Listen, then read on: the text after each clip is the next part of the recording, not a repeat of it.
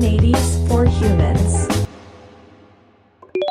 Hello, everyone, and welcome to another episode of the Kubernetes for Humans podcast. Today, I have in the show Philipp. Philipp, do you want to introduce yourself?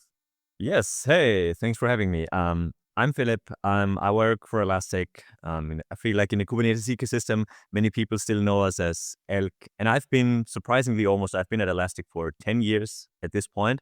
Um, so I've seen a lot of the iterations and things we have done. And I've been kind of like in different ecosystems over that time because we do a lot of observability, but I also spend a lot of time on search nowadays and the AI world like everybody else.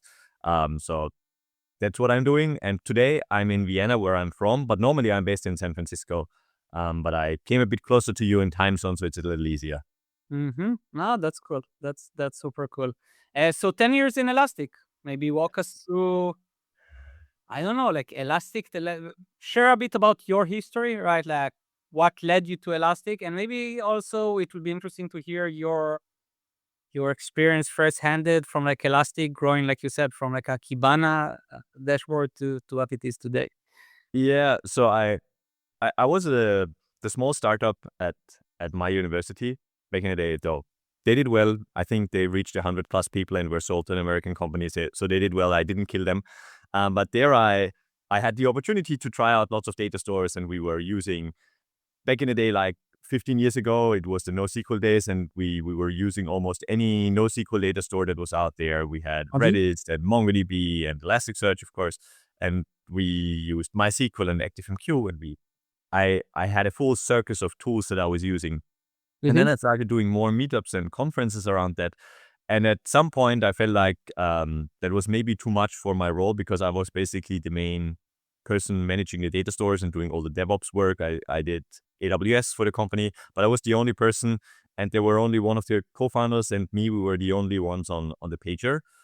Even when we were like becoming a bigger and more relevant company. And then I decided that maybe it's time to do this more professionally, that the conference world. And that's how I came to Elastic, because I knew somebody from meetups. And then I saw that they were looking for somebody to do conferences and other things for Elastic. And that's how I ended up there. Um, and it started a long time ago. And now 10 years later, I'm still there. I feel like things, of course, change. 10 years ago, Elastic was like 300 people. Now it's 4,000. Um, in the early days, it was mostly conferences, or I feel like I always say the world before COVID and after. Before COVID, like it was like way more conferences still, or at least for me, I was traveling 200 days a year, and it was just out there telling everybody what we're doing and what we can do.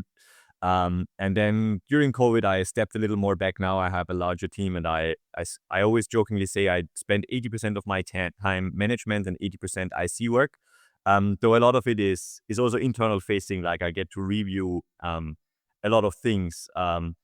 So I would always jokingly say that, you know, the movie Ratatouille, when they try to poison the rats at the beginning, and there's the rat that can smell very well. And I feel like that's sometimes my role in the company, that people hold up a piece of content to me basically and say like, is this good for developers?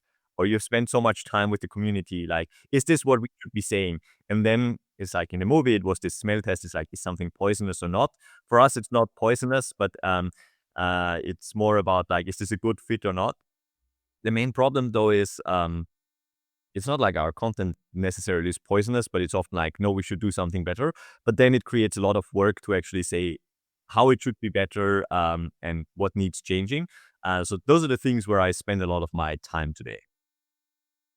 So, but like you're talking about today, you guys are huge, you guys are big. Walk us through like 10 years ago, 300 people company, very like open source like mindset, right? And maybe share a bit about like how Elastic started, how did it like evaluated, did the evolution, right? And maybe like you can also talk a bit about the license changes, or we shouldn't talk about it. Uh, yeah, so it's up to you. Yeah. So at this point, I think 16 years ago, Shai started Elasticsearch. And Elasticsearch wasn't even the first implementation. It was basically the third implementation. 3 is maybe the charm. I don't know. There was Compass 1 and Compass 2. And then the third implementation, I didn't call it Compass 3, but Elasticsearch, and that one stuck around. Mm-hmm. And at my previous company, actually, we were using Compass 2 in another project. So that was my very first experience with a search-related project in that area. Mm-hmm. And so he started Elasticsearch. And then over time, there were these other components that were started by the community that joined, I don't know, the Elastic portfolio or family, which was mostly Kibana and Logstash at first, and later on Beats. And I feel like Elasticsearch, or the lore of like how Elasticsearch started, was that Shai's wife was a chef, and she had a lot of recipes, and she needed to search her recipes. And he wanted to build a system to help her search her recipes. She is still waiting for that recipe search today. He got a bit sidetracked starting a company and actually doing that. But that's how Elasticsearch as a search engine started. And then it turned out that logs were also kind of a search problem, because it was about like, what errors did we have in the last hour, or like how many errors did we have, or what is the average latency? All of those are kind of like search and retrieval problems that you store a lot of data and then you need to find something relevant in that. And then with the combination of Kibana for the visualization and Logstash, that just naturally grew. And I'm not even sure we had that plan to be a logging solution or observability solution early on, but it almost happened and it just worked too well not to do it. And then we started going down that path. And I feel like at first it was almost accidental, but now today, of course, it's a more intentional area. We're also one of the biggest, I think we're always in the top 3 of OpenTelemetry contributors at this point. So I feel like the observability story or observability has just shifted from like, Logstash had its place and still has its place for many of our users. But OpenTelemetry, for example, is a very big part, or how I feel like forward-looking, almost everybody looks at observability.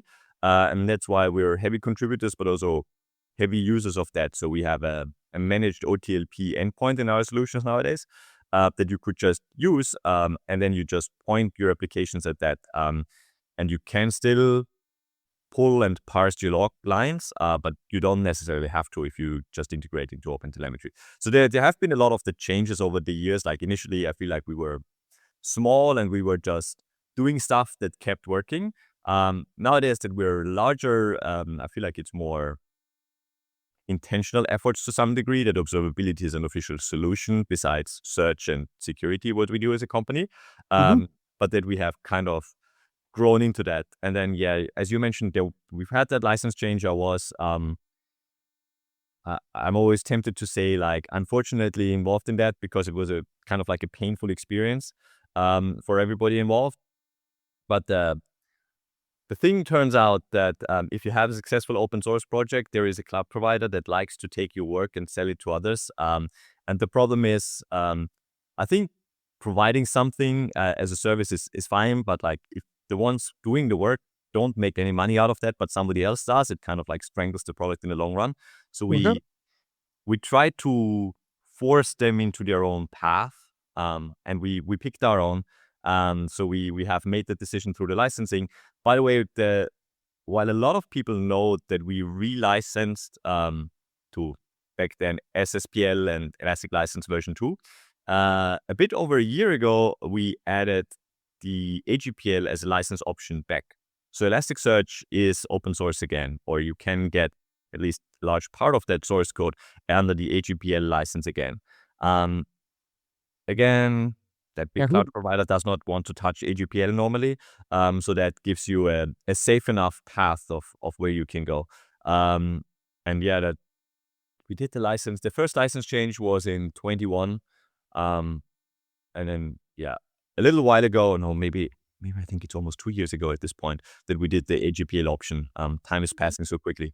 But we have been open source for 2 years again. Okay, no, that's cool. And I know there were like a lot of back and forth, and like there was the Redis story, and I feel now that I see more and more like this Elastic license in a lot of like open source projects. Yeah, I feel like it's complicated, because like everybody likes open source, but at the end of the day, you also want to have like a sustainable project. And I agree. the sustainability means that I also want to get paid at the end of the day, and most of us need to get paid. And if you are a big cloud provider, then you have a very large distribution channel, and then your world looks a bit different. But if you're an open source project, your distribution channel is more complicated, or you need to find a solution. So yeah, I think but also MongoDB, Redis, HashiCorp, we've all. It's fascinating, by the way. I think that every one of these solutions has kind of like a slightly different approach, and everybody had a slightly different problem they tried to solve, or who were the competitors, or what was the problem in the space. That's why everybody's solution or approach looks slightly different. But the direction of what everybody was trying to do is the same, that everybody tried to find a sustainable business model for it or for their project. Yeah. Maybe now let's talk a bit about, like, licensing is indeed like a sexy topic, but let's talk a bit about like the real sexy thing in our days and age, which is agents, agentic, and so on. Give us your take, the elastic take. Do they like compete? Do you guys love agents? Like, what's your take as a someone who lives the ratatouille of developers, maybe? And like, what's the elastic take on that? Yes, I think if you don't love agents, then your CTO or whoever makes sure that you will love your agents at some point. I feel like there's a big drive. And while people individually maybe have like mixed feelings about like code generation and everything, so from our perspective, where agents mostly come in, and I'll focus on the observability side, but it will apply to security to a large degree as well, as that ideally you can get a bit away from like doing boring work and get to the more interesting work faster. So I think the scenario that we like to think of is like you get paged in the middle of the night, and while you wake up and maybe you make your first coffee of the day then to investigate, in the background the agents hopefully start preparing the case already. That when there's an outage, normally you get an alert, and then you would go to the alert, and then you start pulling, I don't know, you open a dashboard, or you start searching with a query to find what happened. And ideally, an agent can start doing that work for you. So by the time your coffee is done and at your laptop, it actually shows you a bit more of like what is actually going on, that you don't just start clicking around in dashboards, especially if you don't know a system that well. But that it can actually do some of that background check already, and that the agent then can give you like a 3-sentence summary of like what is going on, and it will tell you, I don't know, we have a latency spike on the load balancer, and like some connections are timing out, and then it will potentially figure out like it is because this one component has more load or has a higher error rate or whatever. And then it might even know like, oh, this was recently deployed and this part of the system changed. Any of these are not super interesting investigations on their own. And I don't think we will be able to replace humans completely, but some of that background and preparation work just to let you pick up the interesting tasks and then figure out what to do. Maybe even have automatic remediation depending on how much you trust the agents that you have built around it. But to give you that tooling, that is the idea. And we have now built something into Kibana that is we call workflows, where based on specific things, either as a cron job or based on an alert or an anomaly, you can actually take automatic actions as well. So you could generate specific reports with that, or there are other reports that are built into the solution. But you could build your own reports, you could build your own remediations or rules around it. It could include something that you have an error rate that is higher than something, and you could automatically update your status page.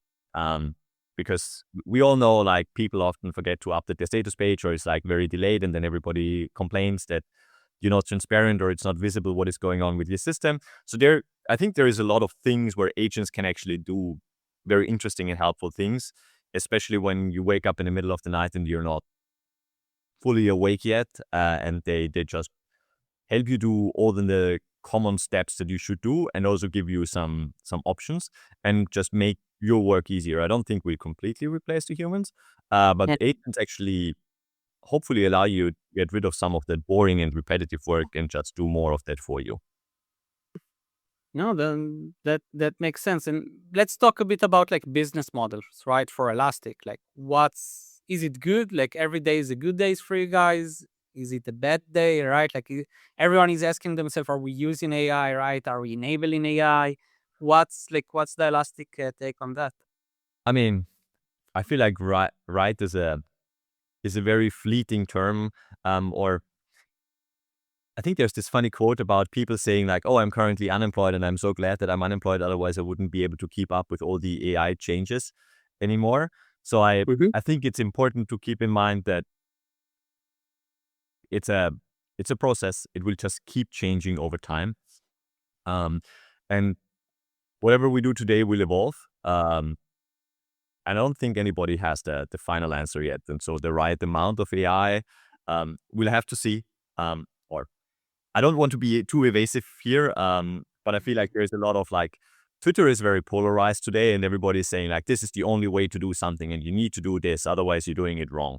And I'm not sure I subscribe to that. I think skills, for example, we use skills a lot, both to do certain things or fix things in a certain way. There's a lot of things that you can codify or help LLMs to do in a certain way that is like your business standard or company approach, from content creation, but you can also have skills about like researching an issue or just to start a new project or how to instrument your applications.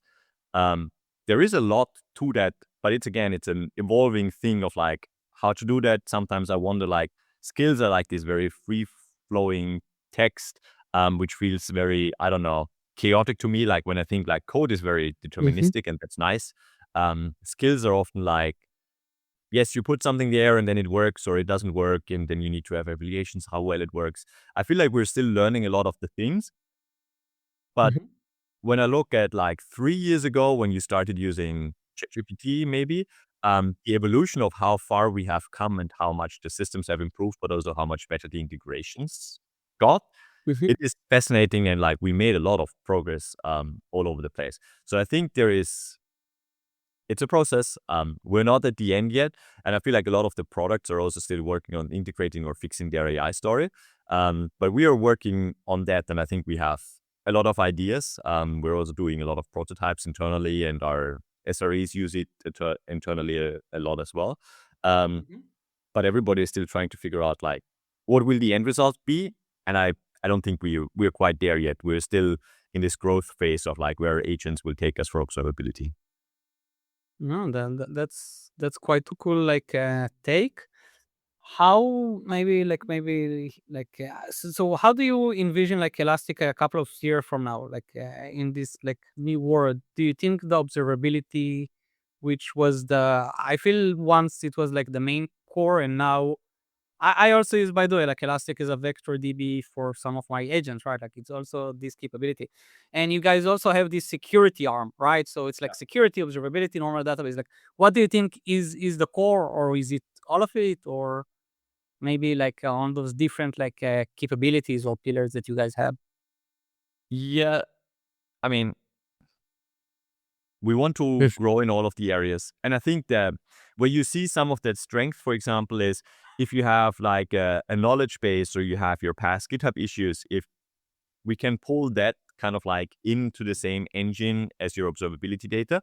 And then, for example, when an agent does this investigation, you have a single system where you say like, this is the error rate or the latency rate that we have, but it can also search for like past issues, or it could search the commits that you have and then figure out like, why did you have a certain change? So there is definitely a strength to having multiple of these signals or data types combined. And then security is becoming a fascinating field with all the supply chain attacks. Like I feel like every other week there is a new bad NPM package somewhere, or there's some vulnerability that somebody finds. So I think there is, or as a company, the approach is very much like it is a strength that you can combine all of this into one engine and platform. So I don't think any one of those is going away. But you are correct. I think the first few years of Elasticsearch was very much like search. And then it was ELK with logging. And then it kind of like, I want to say it almost exploded, because then like vector search and AI is one big pillar today that is not going anywhere. And then observability grew up from logging to more open telemetry and being all the signals. And then we added security.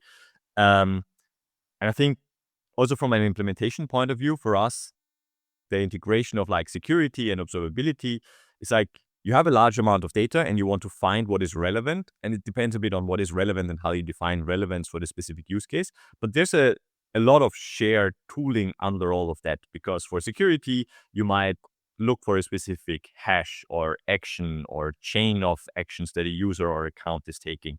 But a lot of that is kind of similar to how an observability system collects errors, and then you have root cause analysis of like why something is failing or why something is slow. So on the tooling side, there's a lot shared under that hood, even if the solution at the top looks a bit different. So I don't think any of the solutions is going away. For us, it's really a strength that you can have that observability and security data and then have like the AI search world and can combine all of that to make a richer experience. Okay, no, that makes like total sense. I think with that, maybe we will close like today's episode. But before that, maybe final remarks, thoughts on the future. Where are we going? What's going to happen? What do you want to say? Well, so I think the future is fascinating. We're at this very interesting point where all the LLM providers are trying to go public, and we'll see how cost will, for example, evolve. I feel like nobody's quite sure, like, has it been heavily subsidized? Will things become cheaper, faster, more expensive? What will the actual usage look like? And will there be a divide in the board? Like how expensive will be LLMs be, or junior developers suddenly become a thing again because the LLMs become more expensive? So I think it's a fascinating world, and everybody is trying to hedge their bets to some degree. Like you want to be ready for a full AI world, but maybe this is also not happening. So it's a fascinating time, and every time I'm in the Bay Area, I feel like everybody's very rushed to figure out the next step and where to go.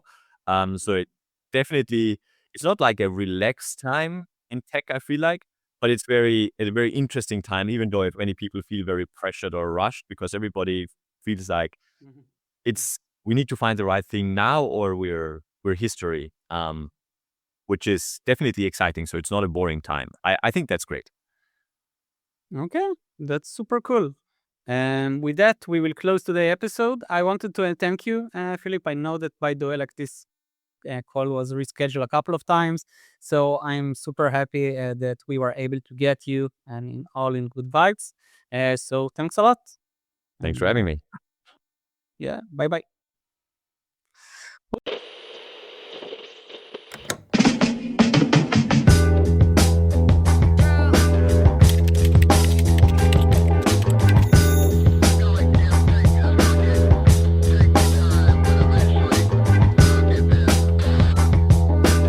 Kubernetes for humans.